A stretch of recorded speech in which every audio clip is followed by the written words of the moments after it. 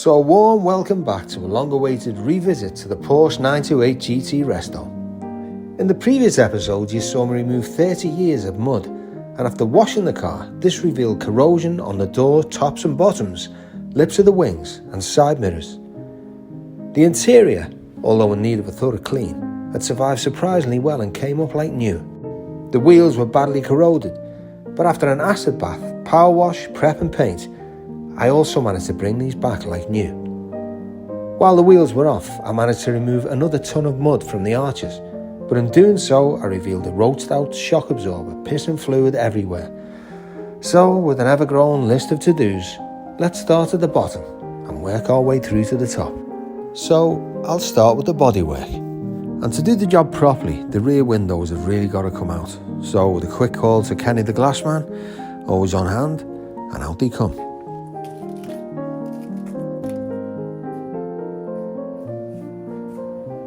So the next day, another dollar.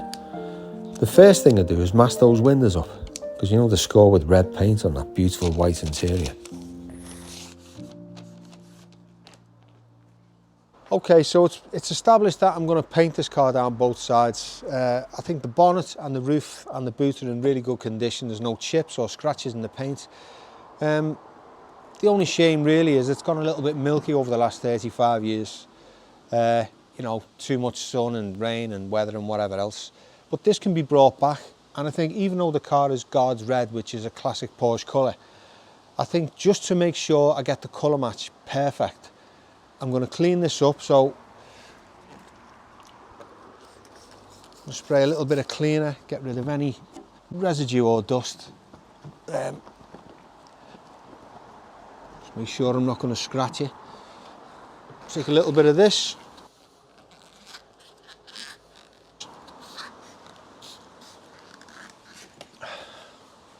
Clay bar, and then just take off any kind of residue or bits of crap, and just make sure the surface is clean. Then I'll go over it with the mop, and I'll just cut the paint a little bit, and hopefully I'll be able to bring this colour back, and it'll give us a good indication of what we're matching to really.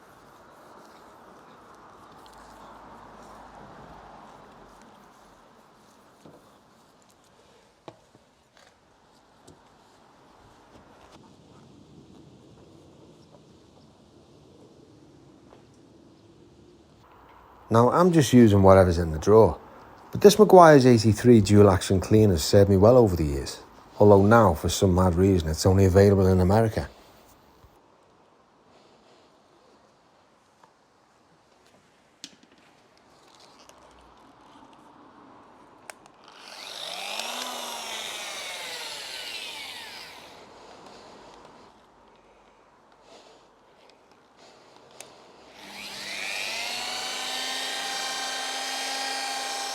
Now I'm just going to put the machine on a medium setting, just take it nice and easy and bring the paint back to a nice rich red. The colour it's meant to be before the sun got at it.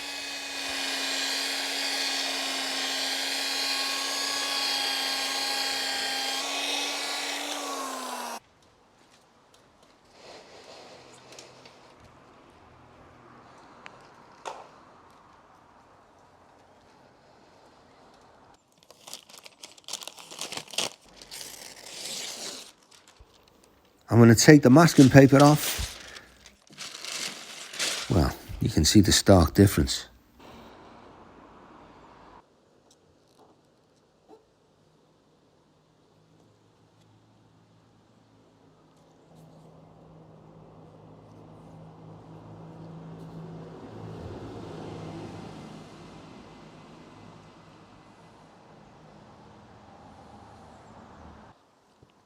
Okay.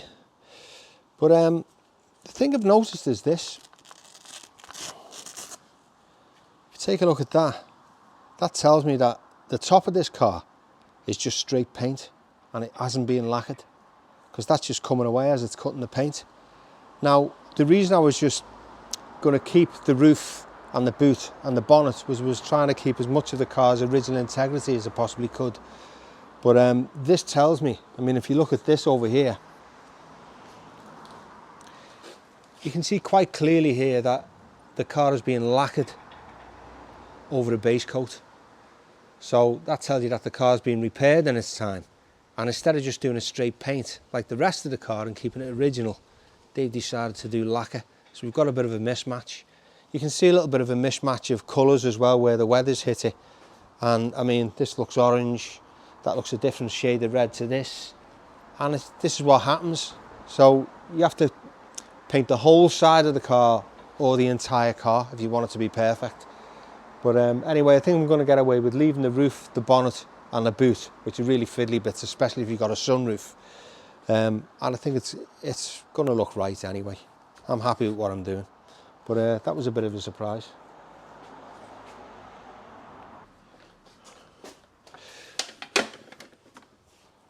Right, so just to fill you in, when I've completed the work on the Porsche, I'm going to move on to the Lotus Elite. I'll do that probably in October. And then I'm going to move on. I'm sure you've noticed by now we've got a new addition, which is another Corniche convertible. This will need a full repaint and a full rebuild. So I'm really excited and looking forward to get stuck into that. So as you can see, I've got my work cut out. So yeah, let's crack on. So yeah, I've decided to invest in one of these to do my paint work. It's the Mirka DEROS sander. And this dust extractor as well, which goes with it. It's a great piece of equipment. You literally plug your sander in like that. That goes in here. And you're away basically. This plugs into your sander. Believe it or not, you can literally strip the whole body of a car and there won't be a speck of dust anywhere because everything goes into here. So you don't cover your cars in dust. You don't annoy the neighbours. Your clothes aren't covered in dust. It's safe for the environment, it's safe for you. You probably don't even have to wear the correct PPE with it, but I think you should anyway because, you know, I always advocate doing that. But what a piece of kit, and I'm really looking forward to using it. I think it's going to cut my workload down by at least half. Anyway, let's get stuck in.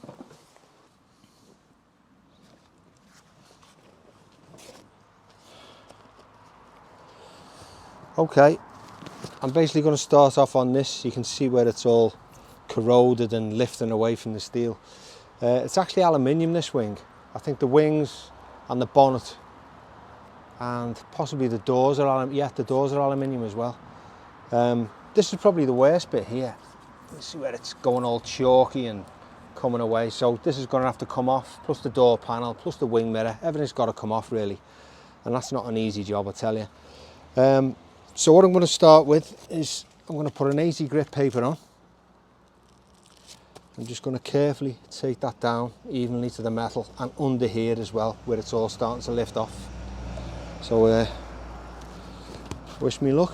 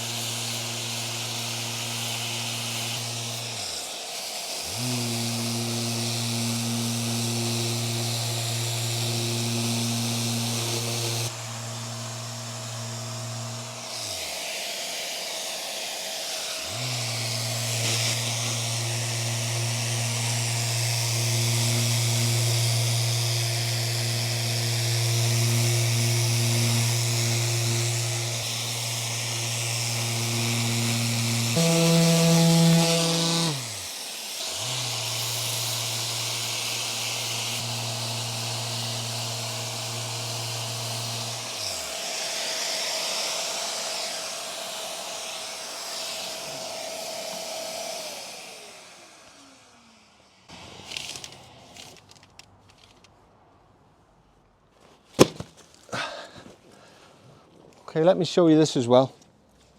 You've got different speeds on here, so you can go slower or faster.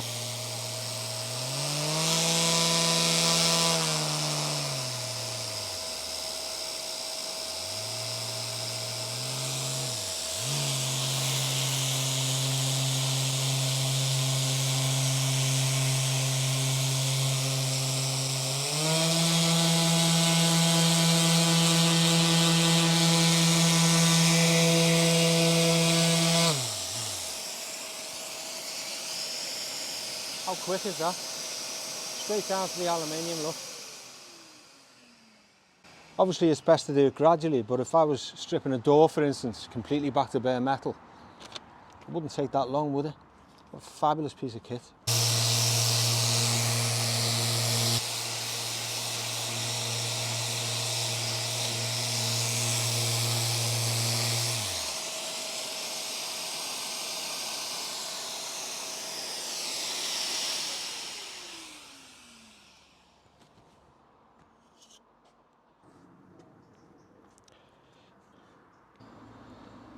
Well, I know I should have done my due diligence, but I thought the rear wings were aluminium. Maybe it's just the front wings and the doors.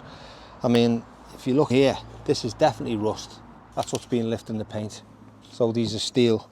And if you look inside here, just totally gone, see? Totally rusted away. So again, more work.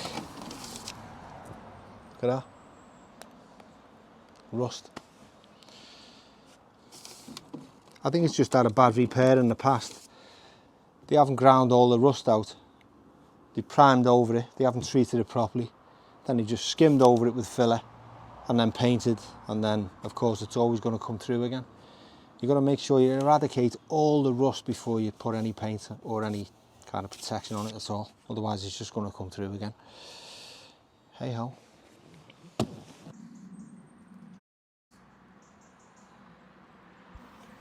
So it's off with the trim and those sill covers.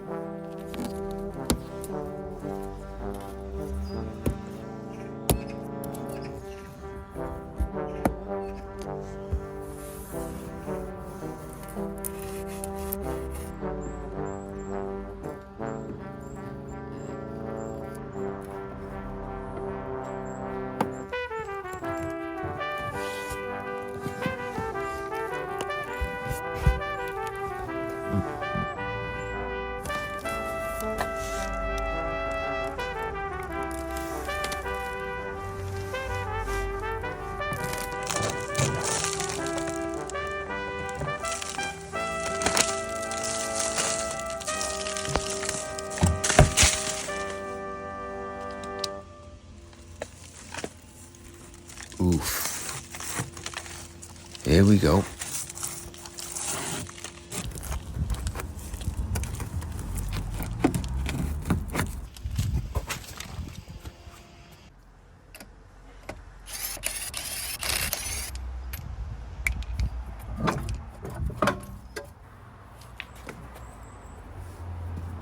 And the plastic arches, and you know the score with them guys, rusted in bolts. Some of them spin, some of them come out, some of them need to be cut out. Some of them are 10mm. Oh, and just to confuse you, these two bolts are 8mm. All fun and games.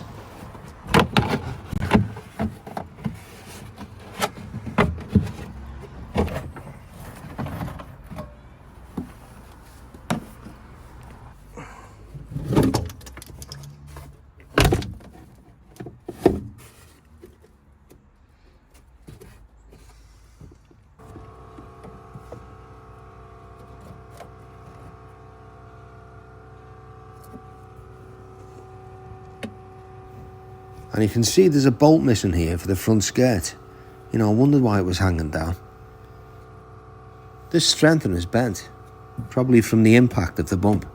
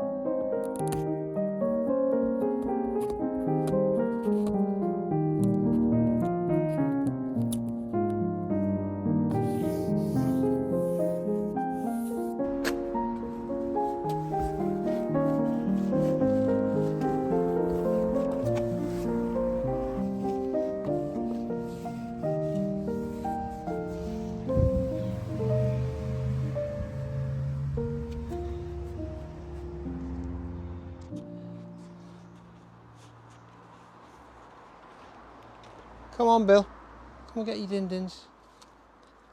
Come on, mate, come on.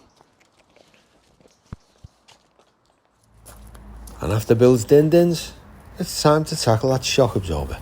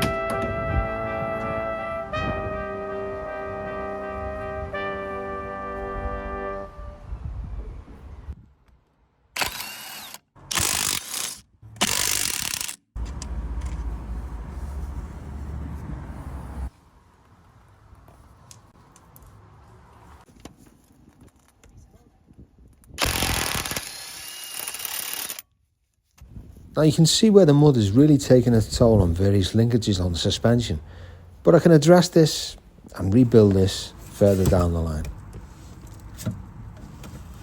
But for the moment, let's get this shock on.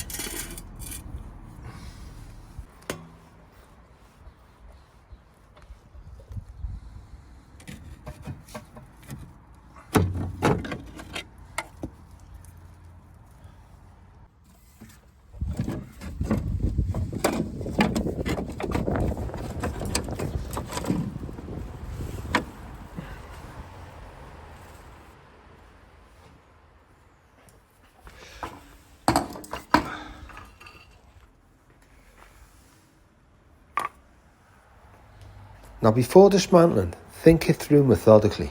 This is a dangerous piece of kit and another one of those jobs best left to the experts. The spring has to be carefully and evenly compressed using special spring compressors. So just take your time, take it easy, a little bit at a time until the spring is reduced enough to safely unbolt the top hat and dismantle. But be safe and in a controlled environment using sufficient PPE, because if these things go off, they go off like a bomb. So don't underestimate the danger here.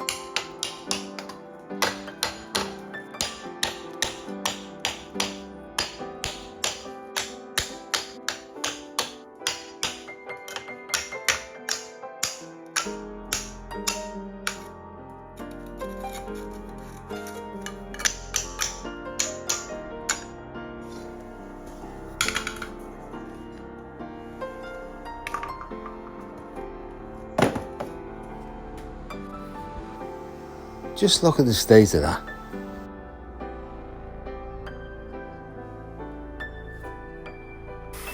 Clean up all the ancillaries, ready for reassembly.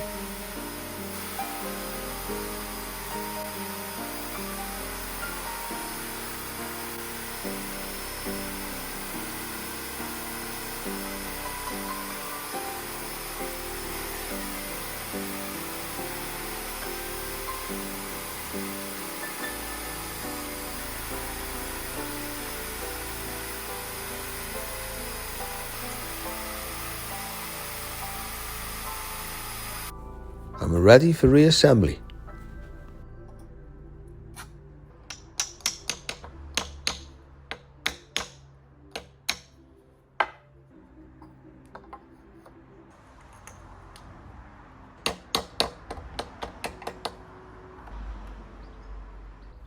I know I should be replacing both shocks at the same time, but for now, once the shock's back on, it'll at least allow me to move the car about while I prepare it for paint.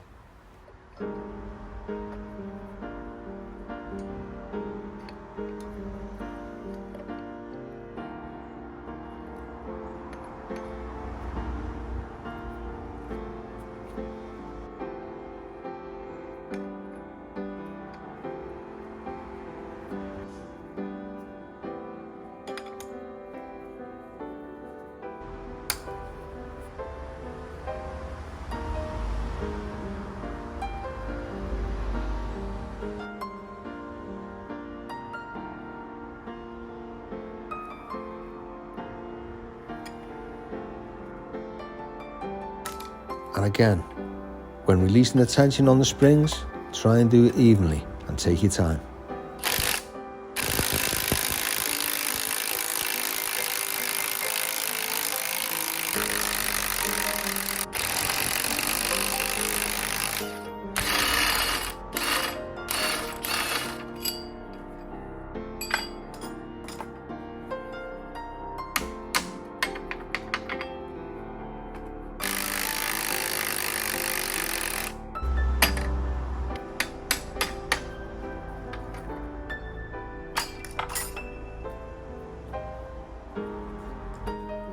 And you know, on closer inspection, this spring is completely brand new. Why the previous mechanic hasn't replaced the shocks as well at the same time, it's just a mystery.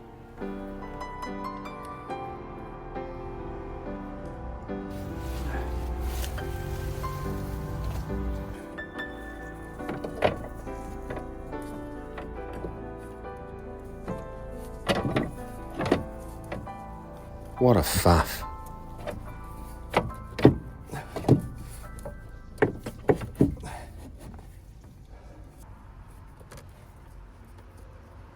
So after a little bit of manipulation, a little bit of fettling, and finally, it's in. Well, that was a pig of a job.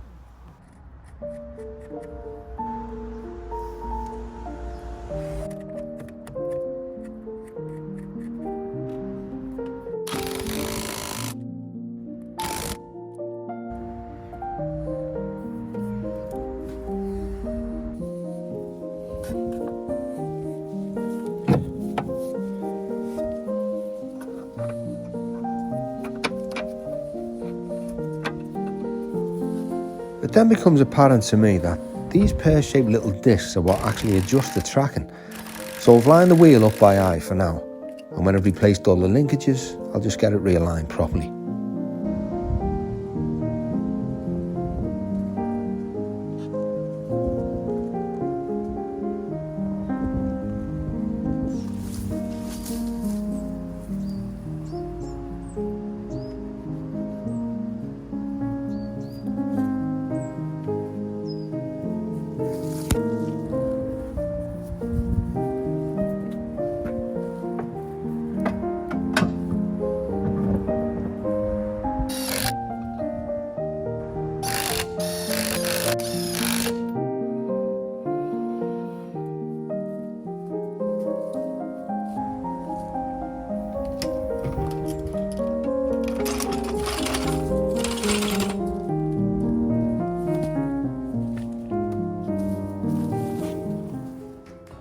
Thank you for watching this episode of Classic Obsession.